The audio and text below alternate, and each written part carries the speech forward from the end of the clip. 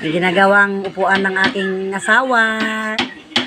Oh, nakatapos na siya ng isa. Oh, tingnan nyo naman, oh, ang ganda.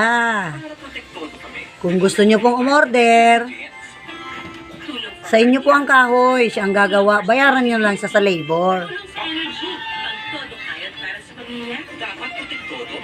Bigay nyo po kung anong design gusto nyo. Pwedeng ahas, pwedeng heart, pwedeng diamond, square. Ayan po, di ba ang sipag niya? At bukas, may pasok na naman siya. Ayan na po, ang ganda na. Tapos lalagyan na lang ng varnish, parang bagong bili. O di ba ang ganda-ganda? Sige na, magpagawa na kayo.